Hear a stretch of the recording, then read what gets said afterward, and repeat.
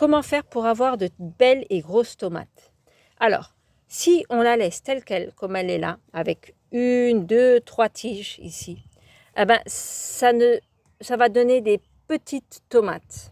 Ceux-là, normalement, elles doivent être grandes. Elles seront petites parce qu'elles vont perdre en force. Alors, ce qu'il faut, vous voyez, ça, c'est la tige principale. Voilà. Du coup, il faut prendre... Alors, il y a celui-ci, là, qui descend, hein, vous voyez, celui-ci. Et celui-ci. Alors, celui-là, c'est le principal, vous voyez, c'est la continuation de celui-ci. Ce qu'il faut enlever, c'est ça, au milieu. On l'enlève, vous voyez, regardez. Voilà.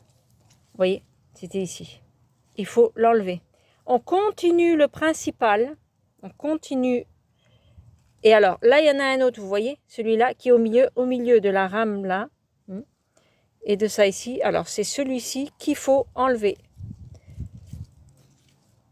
Voilà. Comme ça, les tomates vont gagner en force. Vous voyez, la tige principale doit rester. Vous voyez, elle reste jusque là, jusque là. Et là, on regarde s'il n'y en a pas d'autres là-haut. C'est bon. Vous voyez, il n'y a qu'une tige. Il faut qu'il y ait toujours qu'une tige. S'il y en a des qui viennent là au milieu, il faut les enlever. En milieu, là. Il faut les enlever.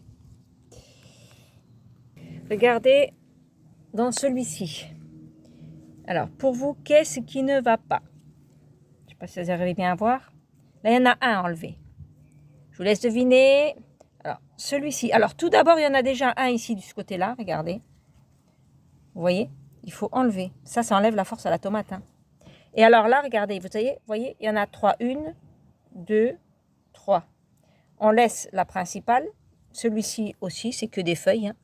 Et ça, c'est des autres où il y allait y avoir des tomates là. On enlève comme ça. Ça, il faut enlever. On jette. Ou bien, tout à l'heure, je vous montrerai, regardez. La tige principale, c'est le même concept.